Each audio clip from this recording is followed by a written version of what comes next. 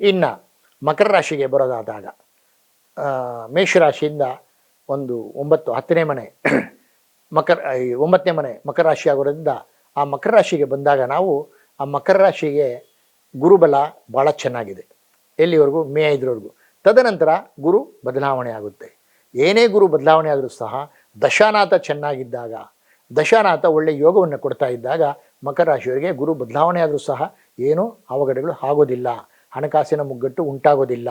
ಇಷ್ಟು ದಿನ ಅವ್ರಿಗೆ ಏನೆಲ್ಲ ನಡೆದಿತ್ತು ಗುರುಬಲ ಇದ್ದಾಗ ಅಂಥ ತೊಂದರೆಗಳು ಏನೂ ಆಗೋಲ್ಲ ಗುರು ಬದಲಾವಣೆ ಆದರೆ.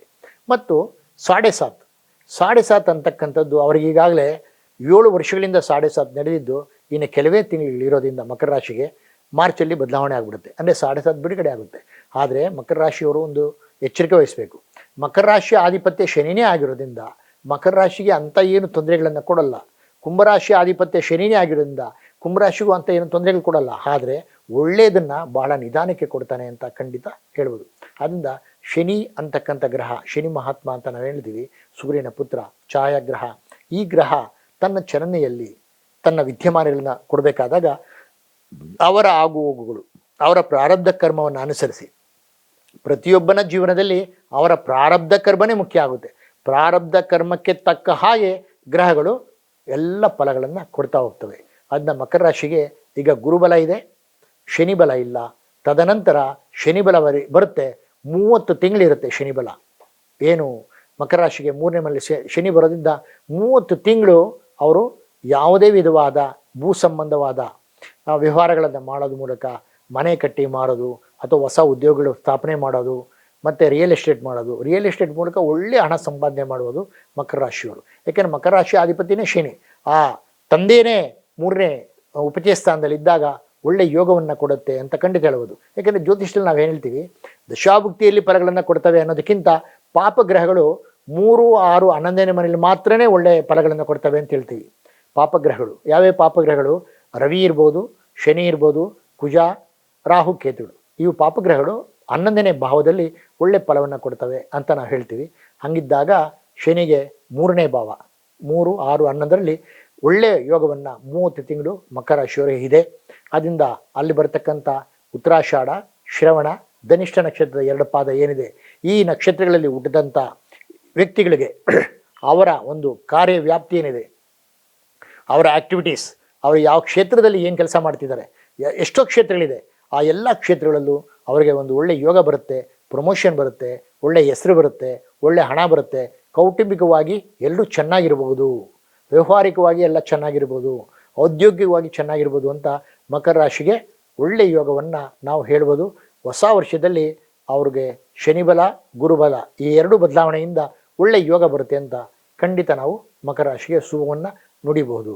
ಯಾಕೆಂದರೆ ಶುಭ ನುಡಿಯೋ ಮಾಮ ಅಂದರೆ ಗೂಬೆ ಕಾಣ್ತಲ್ಲೋ ಅಂತ ಒಂದು ಗಾದೆ ಇದೆ. ಹಾಗೆ ನಾವು ಅಶುಭವನ್ನು ನುಡಿಬಾರ್ದು, ಶುಭವನ್ನೇ ನೋಡಬೇಕು. ಏಕೆಂದರೆ ಗ್ರಹಗಳು ತಮ್ಮ ಒಂದು ಕರ್ಮಾನುಸಾರ ಫಲವನ್ನು ಕೊಟ್ಟಾಗ ಇಲ್ಲಿ ಯಾರು ಪಾತ್ರನೂ ಇರೋದ, ಎಲ್ಲೆಲ್ಲ ಅವರು ಕರ್ಮವನ್ನೇ ಅನುಸರಿಸಿರುತ್ತೆ, ಗ್ರಹಗಳ ಚಲನೆ ನಡೀತಾ ಇರುತ್ತೆ, ಅವ್ರ ಜೀವನ ನಡೀತಾ ಇರುತ್ತೆ ಅಂತ ಖಂಡಿತ ಹೇಳ್ಬೋದು. ಇನ್ನು ಕುಂಭರಾಶಿಗೆ ಬಂದಾಗ, ಕುಂಭರಾಶಿಗೆ ಈಗಾಗಲೇ 7 ವರ್ಷಗಳಿಂದ 7.5 ಅಂದರೆ ಪ್ರಾರಂಭ ಆಗಿ ಮತ್ತು 12ನೇ ಮನೆ ಮತ್ತು ಜನ್ಮ ಮನೆ ಮತ್ತು 2ನೇ ಮನೆ ಅಂತ ಏನಿದೆ ಇದು ಬಂದಿರೋದ್ರಿಂದ ಇನ್ನು ಅವರಿಗೆ ಜನ್ಮದಲ್ಲೇ ಧನಿಷ್ಠ, ಶತತಾರ, ಪೂರ್ವಭಾದ ನಕ್ಷತ್ರಗಳಲ್ಲಿ ಈ ಗ್ರಹ ಚಲನೆ ನಡೀತಾ ಇದ್ದು ಶನಿ ವಕ್ರನಾಗಿರೋದ್ರಿಂದ, ಶನಿ ವಕ್ರತ್ವದಿಂದ ಬೇರೆ ಬೇರೆ ವಿದ್ಯಮಾನಗಳು ನಡೆಯುತ್ತೆ. ಧರ್ಮಕ್ಕೆ ಸಂಬಂಧಪಟ್ಟಾಗಿರ್ಬೋದು, ಭೂಕಂಪ ಇರ್ಬೋದು, ಜಲಪ್ರಳಯ ಇರ್ಬೋದು, ಈ ರೀತಿ ಗ್ರಹಗಳ ಚಲನೆ ಇಲ್ಲ ಇಂಥ ವಿದ್ಯಮಾನಗಳು ನಡೆಯುತ್ತೆ ಅಂತ ಖಂಡಿತ ಹೇಳ್ಬೋದು. ಆದರೂ ಶನಿ ಮಹಾತ್ಮ ಆ ಕುಂಭರಾಶಿಯ ಆಧಿಪತ್ಯವನ್ನು ವಹಿಸಿದ್ದು ಅಲ್ಲೇ ಸಂಚಾರ ಮಾಡ್ತಾರಿಂದ ಅದು ಬಿಟ್ಟು ಫೆಬ್ರವರಿ 10 ಅಥವಾ ಜನವರಿ 26 ನಂತರ ಅವರಿಗೆ ಒಂದು ಜನ್ಮಶನಿಯಿಂದ ಬಿಡುಗಡೆ ಆಗಿ ಕುಟುಂಬ ಸ್ಥಾನ ಅಥವಾ 2ನೇ ಮನೆಗೆ ಶನಿ ಸಂಚಾರ ಮಾಡುತ್ತೆ. ಇನ್ನೂ ಅಲ್ಲಿ 30 ತಿಂಗಳಿದ್ದು ಮುಂದೆ ಹೋಗೋದ್ರಿಂದ ಅವರಿಗೆ ಶನಿಯ ಒಂದು ಪ್ರಭಾವ ಕಡಿಮೆ ಇರುತ್ತೆ ಕುಂಭರಾಶಿಗೆ.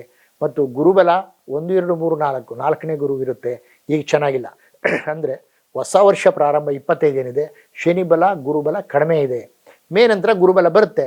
ಆದರೂ ಸಹ ನಿಮ್ಮ ವ್ಯಕ್ತಿಗತ ಜಾತಕಗಳಲ್ಲಿ ನಿಮಗೆ ದಶಾನಾಥ ಚೆನ್ನಾಗಿದ್ದಾಗ ನಿಮ್ಮ ಜಾತಕಗಳಲ್ಲಿ ಮತ್ತು ಅಲ್ಲಿ ದಶಾಭುಕ್ತಿಯಲ್ಲಿ ಒಳ್ಳೆಯ ವ್ಯವಸ್ಥೆ ಇದ್ದಾಗ ನಿಜವಾಗ್ಲೂ ನೀವೇನು ಯಾರೂ ಭಯಪಡಬೇಕಾದ ಅಗತ್ಯ ಇಲ್ಲ. ನಾವು ಮಾಡ್ತಕ್ಕಂಥ ಕೆಲಸಗಳಲ್ಲಿ ಗೋಚಾರ ಕಡಿಮೆ ಪ್ರಮಾಣ 30% ಕೆಲಸ ಮಾಡುತ್ತೆ. ದಶಾನಾಥನೇ 70% ಕೆಲಸ ಮಾಡೋದ್ರಿಂದ ಖಂಡಿತವಾಗ್ಲೂ ಒಳ್ಳೆಯದಾಗುತ್ತೆ ಅಂತ ನಾವು ಹೇಳ್ಬೋದು.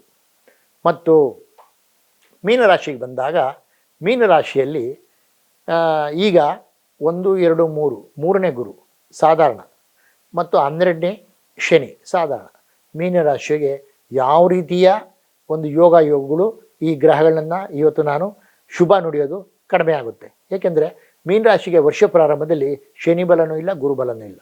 ಆದರೆ ಮೀನರಾಶಿಯಲ್ಲಿ ಹುಟ್ಟಿರ್ತಕ್ಕಂಥ 70 ಕೋಟಿ ಜನ ಯೂನಿವರ್ಸಲ್ ಆಗಿ ಏನಿದ್ದಾರೆ ಅವರ ವೈಯಕ್ತಿಕ ಜಾತಕದಲ್ಲಿ ದಶಾನಾಥ ಚೆನ್ನಾಗಿದ್ದರೆ ಈ ಒಂದು ಗೋಚಾರದ ಗ್ರಹಗಳು ಯಾವುದೇ ದುಷ್ಪರಿಣಾಮ ಬೀರೋದಿಲ್ಲ ಅಂತ ಖಂಡಿತ ಹೇಳ್ಬೋದು.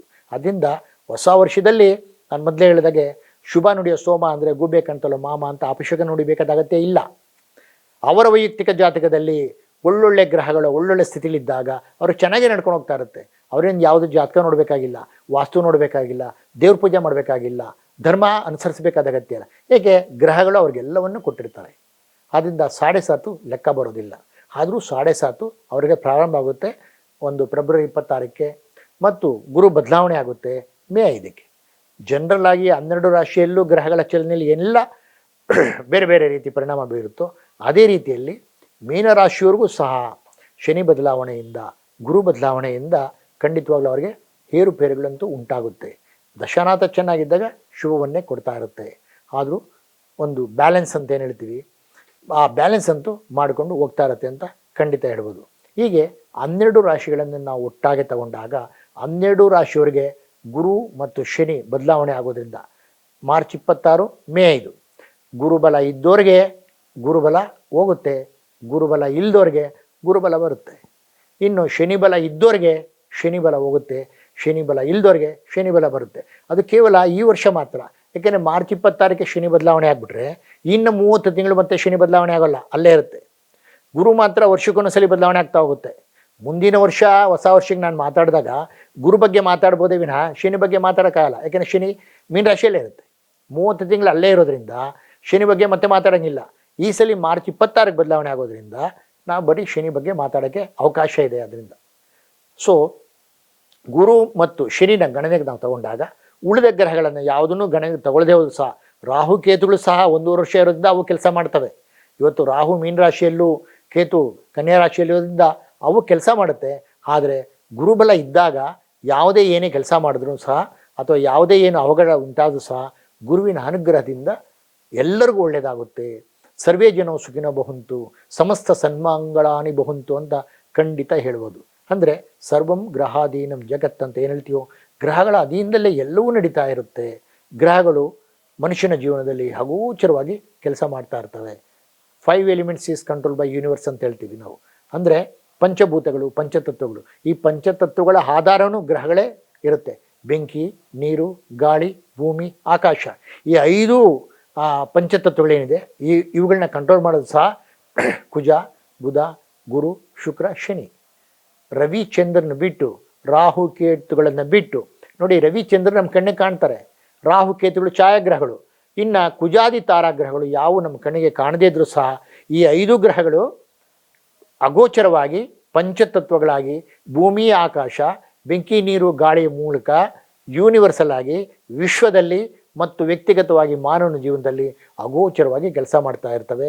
ಆ ಗ್ರಹಗಳ ಒಂದು ಯುತಿಗತಿ ಸ್ಥಿತಿ ಉಂಟಾದಾಗಲೇ ಭೂಕಂಪಗಳಾಗೋದು, ಮತ್ತು ಸುನಾಮಿ ಆಗೋದು, ಚಂಡಮಾರುತ ಬರ್ತಕ್ಕಂಥದ್ದು, ಮತ್ತು ಅಪಘಾತಗಳು ಹೆಚ್ಚಾಗೋದು ಇವೆಲ್ಲ ಗ್ರಹಗಳ ಯುತಿಯಿಂದ ಮತ್ತು ಗತಿಯಿಂದ ಅಂತ ಖಂಡಿತ ಯೂನಿವರ್ಸಲ್ ಆಗಿ ಒಂದು ಜ್ಯೋತಿಷ್ಯವನ್ನು ಸಮರ್ಥನೆ ಮಾಡಿ ಇದೊಂದು ಆಧ್ಯಾತ್ಮಿಕ ಜ್ಞಾನ, ಇದು ಮನುಷ್ಯನ ಜೀವನದಲ್ಲಿ ಕೆಲಸ ಮಾಡುತ್ತೆ ಅಂತ ಸಮರ್ಥನೆ ಮಾಡಿ ಖಂಡಿತ ಹೇಳ್ಬೋದು. ಇದು 12 ರಾಶಿಯ ವರ್ಷ ಭವಿಷ್ಯ ಆಗಿರುತ್ತೆ. ಅದನ್ನ ವರ್ಷ ಭವಿಷ್ಯನೇ ಕೆಲಸ ಮಾಡೋದು. ದಿನ ಭವಿಷ್ಯ, ವಾರ ಭವಿಷ್ಯ, ಮಾಸ ಭವಿಷ್ಯ ಸಾಮಾನ್ಯವಾಗಿ ಕೆಲಸ ಮಾಡಲ್ಲ. ಆದರೆ ಇವತ್ತು ಜನ ಅದನ್ನು ಕೆಲವರು ಫಾಲೋ ಮಾಡ್ತಾ ಇದ್ದಾರೆ. ಅದು ನಂದೇನು ಅಭ್ಯಂತರ ಇಲ್ಲ.